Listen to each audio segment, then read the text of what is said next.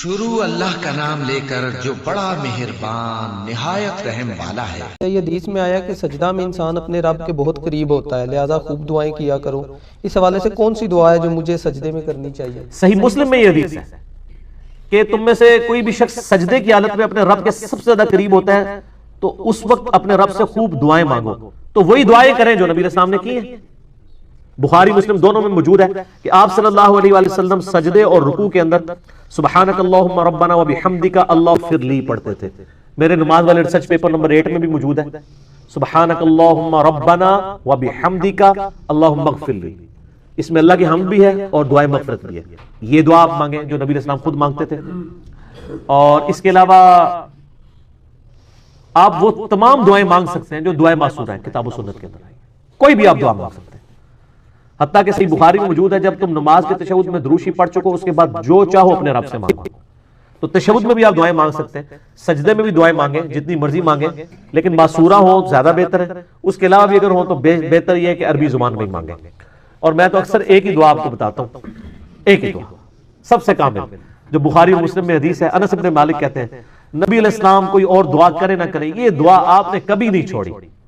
سورۃ البقرہ کی آیت نمبر 201 میں جو آئی ہے، ربنا آتنا فی الدنیا حسنہ وفی الآخرۃ حسنہ وقنا عذاب النار، اور بخاری مسلم میں الفاظ ہیں اللہم کے ساتھ بھی ہے، اللہم آتنا فی الدنیا، دونوں کو کمبائنڈ بھی آپ کر سکتے ہیں، اللہم ربنا آتنا فی الدنیا حسنہ وفی الآخرۃ حسنہ وقنا عذاب النار۔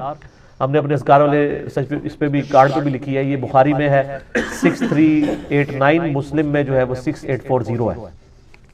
یہ دعا آپ مانگیں اور دیکھیں اتنی کامل دعا ہے، اے اللہ دنیا میں بھی بھلائیاں عطا فرما دے اور آخرت میں بھی۔ سر کوئی چیز بچ گئی؟ اور ساتھ کہا کہ آخرت کی سب سے بڑی بھلائی دے دے، کون سی؟ وقنا عذاب النار۔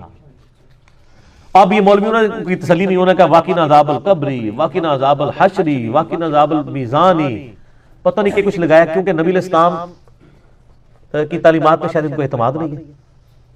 مرتے ہی آخرت شروع ہوگی، بخاری مسلم کی حدیث ہے، مرنے سے پہلے کی زندگی جو ہے وہ دنیا کی ہے اور مرتے ہی آخرت ہے۔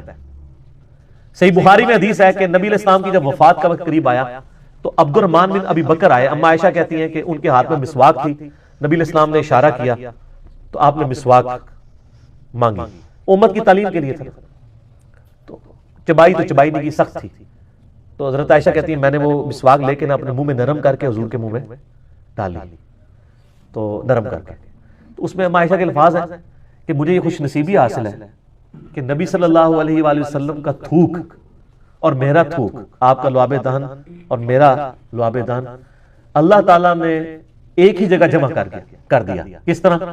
جب حضور نے چبائی نہیں چبائی گئی تو وہ حضرت عائشہ نے ڈالا تو نبی علیہ السلام کا تھوک مبارک ادھر آیا، پھر جب حضرت عائشہ نے چبا گئی تو سیدہ عائشہ کا۔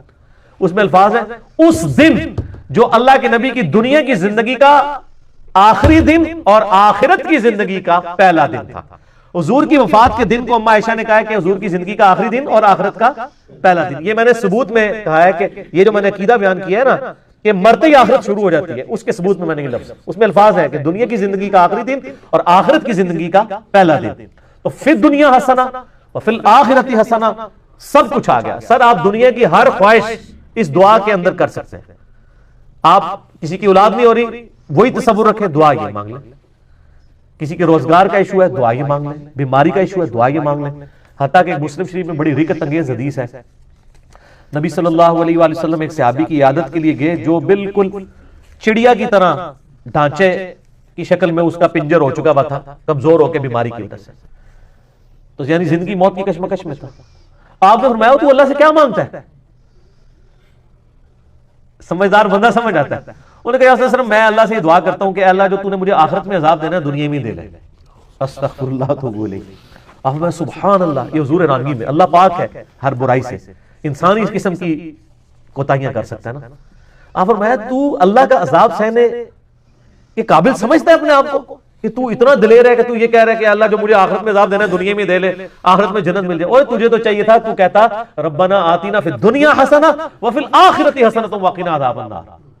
کو اللہ کے خزانے میں کمی آنے والی ہے تو دنیا میں بھلائیاں مانگ، آخرت میں مانگ، تو کیا ہے اللہ کے ساتھ سودا کر رہا ہے؟ کیونکہ یہ کوئی سودے والا معاملہ ہے، وہ تو کرم ہی کرم ہے، رحم ہی رحم ہے، اس کا تو اس کی رحمت کی تو کوئی انتہا نہیں ہے۔ تو اس نے یہ دعا کی. صحابہ کہتے ہیں کہ کچھ ہی عرصے کے اندر وہ بالکل صحیح ہو گیا جیسے مردہ زندہ ہو جاتا ہے, اور دعا پڑھنے لگا. اے سر دعا بہت بڑا وظیفہ ہے. ربنا آتنا فی الدنیا حسنہ وفی الآخرۃ حسنہ وقنا عذاب النار. تشہد میں سے لازم کریں. ایک تو وہ جو صحیح بخاری مسلم ہے نا, 4 چیزوں کے شر سے پناہ مانگو. اللہم انی اعوذ بک من عذاب جہنم ومن عذاب القبر ومن فتنۃ المحیا والممات ومن شر فتنۃ المسیح الدجال. وہ تو آپ نے 4 چیزوں کے شر سے پناہ مانگنی ہے. اس کے بعد اس دعا کو بھی ایڈ کریں. رب اجعلنی والی دعا بھی مانگا کریں. رب ارحمہما کما ربیانی صغیرا. جتنی بھی دعائیں یاد ہیں, اور رکوع سجدوں میں بھی آپ مانگ سکتے ہیں. بہتر ہے عربی زبان میں ہی مانگنی چاہیے. میرا مولانا سعد صاحب کے ساتھ اس مسئلے میں علمی اختلاف ہے, میرا کلپ بھی چڑھا ہوا ہے.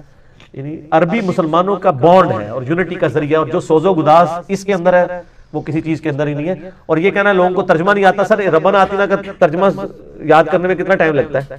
ربنا, اے ہمارے رب, آتینا ہمیں عطا کر دے, پھر دنیا, اس دنیا میں, حسنہ, حسنہ تو لفظ اردو میں بھی استعمال ہوتا ہے, ٹھیک ہے, حسن عاقبت لفظ بولا جاتا ہے.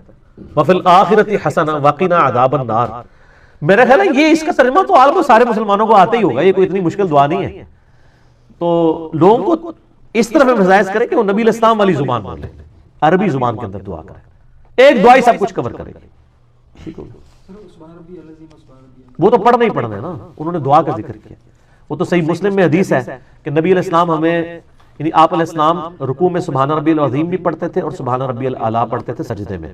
اور جامعہ ترمذی میں حدیث ہے کہ نبی صلی اللہ علیہ وآلہ وسلم ہمیں حکم دیتے تھے کہ ہم رکوع میں سبحان ربی العظیم پڑھیں اور سبحان ربی الاعلیٰ سجدے میں. یہ تو آپ نے, یہ تو حکمی تسبیحات ہیں, یہ تو پڑھنی ہے. اس کے علاوہ دعائیں ہیں, ٹھیک ہو. جیسے صحیح بخاری مسلم میں حدیث ہے کہ نبی علیہ السلام نے یہ حکم دیا ہے کہ 4 چیزوں کے شر سے اللہ کی پناہ مانگو تشہد میں.